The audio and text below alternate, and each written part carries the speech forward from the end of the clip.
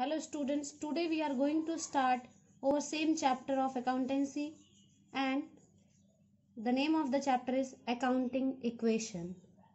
This video is for class 11th, and in this video we are again going to discuss one more question of accounting equation. So here the question is, prepare accounting equation from the following and also prepare a balance sheet. Here some points are given. Raghu started business with cash of rupees 1,50,000. Second point is, bought goods for cash rupees 80,000 and on credit of rupees 40,000.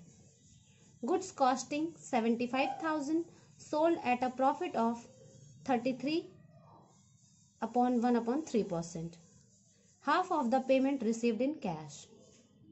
The fourth point is, goods costing rupees 10,000 sold for rupees 12,000 on credit. The fifth point is, paid for rent rupees 2,000 and for salary rupees 4,000. And the last point, goods costing rupees 20,000 sold for 18,500. Now we are going to make accounting equation. So here that is accounting equation.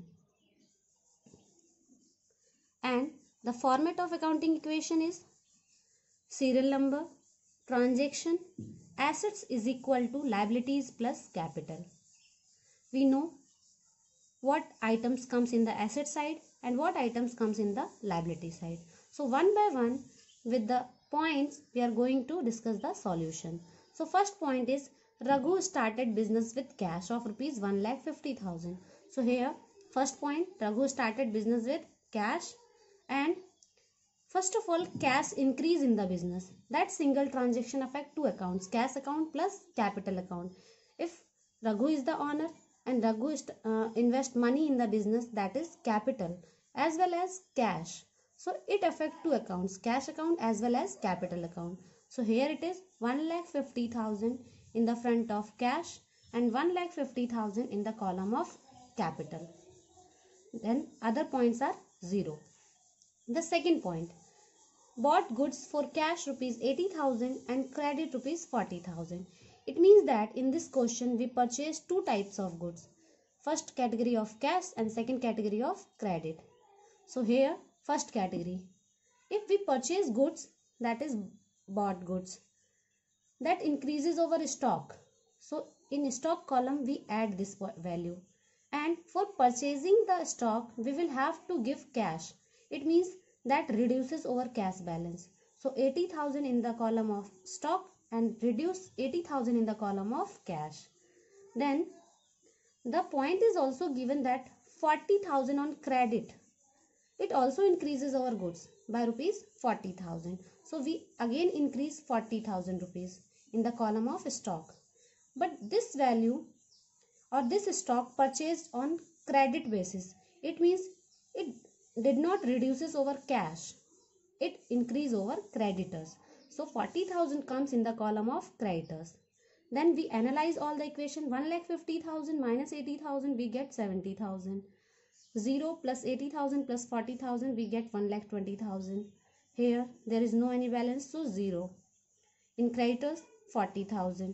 And in capital 1,50,000 plus 0, that is 1,50,000. That is the new equation. Then the third point is, goods costing rupees 75,000 sold at a profit of 33 to 1 upon 3%. Half of the payment received in cash. So first of all, the goods costing, it means the cost price of the goods is 75,000. So if we want to sell that goods, we earn profit of 33 to 1 upon 3. It means 75,000 into 33 into 1 upon 3. It means 33, 3 is 99 plus 1, that is 100 upon 3 into 100. 100 from 100, then we get 3, and then the final answer is 25,000. It means 75,000 plus profit, it means 25,000. So the cost price is 75,000 and the selling price is 1 lakh, because we sold that goods at a profit of rupees 25,000, and that profit increases over capital balance. So here it is 25,000 in the column of capital, and the cost price reduces from the stock column, because if goods sold, that reduces over stock balance by rupees 75,000. Half amount received in cash. So here that is in cash column, over cash balances increases from half amount, and half amount of 1 lakh, that is 50,000. The remaining half amount is on credit basis. If we purchase goods on credit basis, that comes on the creditors column, but if we sold goods on credit basis, that comes on the debtors column. So here the remaining half balance comes on the column of debtors, that is 50,000. After that we analyze the column. 70,000 plus 50,000, we get 1,20,000. 120 minus 75,000, we get 45,000, that is 50,000, that is 40,000, and 150 plus 25, that is 1,75,000.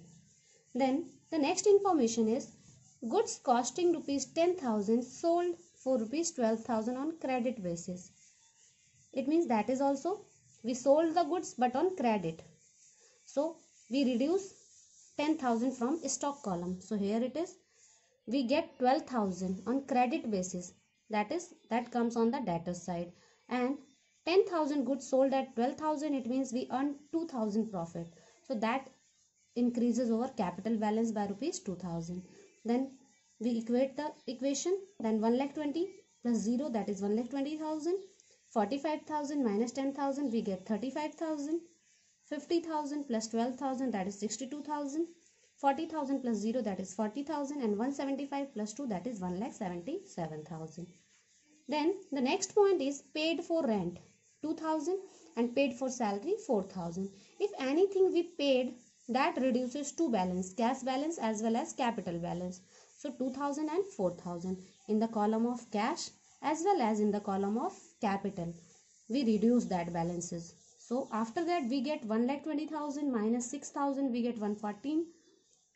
The total of this, that is 35,000, 62,000, 40,000, and 177,000 minus 6,000, we get 1,71,000.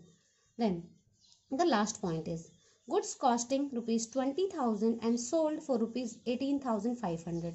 It means the cost price is greater than the selling price. That time we earn loss. If we earn profit, that increases our capital balance. But if we earn loss or we suffer from loss, that also decreases our capital balance. So 20,000 goods sold at 18,500. It means we suffer from loss of rupees 1,500. So that reduces from capital balances. Here it is 1,500 in the column of capital. The goods goes from the business, that is 20,000, and we get the cash, that is 18,500. After that we find the final equation, that is new equation. 1,40,000 plus 18,500, we get 132,500. 35,000 minus 20,000, we get 15,000. 62,000 plus 0, that is 62,000, that is 40,000, and 171 minus 1,500, we get 1,69,500. Then one more point is asking in the question, prepare balance sheet. So for making balance sheet, we have to analyze the final equation. The final equation is in the column of cash, in the column of stock, and in the column of debtors. All are the assets, and here creditors of rupees 40,000 and capital of rupees 1,69,500. Then what is the format of balance sheet? Here the format of balance sheet is equal to assets is equal to liabilities, and in accounting equation, in asset side there are three items: cash, stock, and debtors. That is 132,500, 15,000, and 62,000. That is the final answer of the last accounting equation, and we get total of rupees, that is 2,09,500. But in the liability side we get two balances: creditors balance plus capital balance. The creditors balance, that is 40,000, capital balance, that is 1,69,500. Then we get 2,09,500.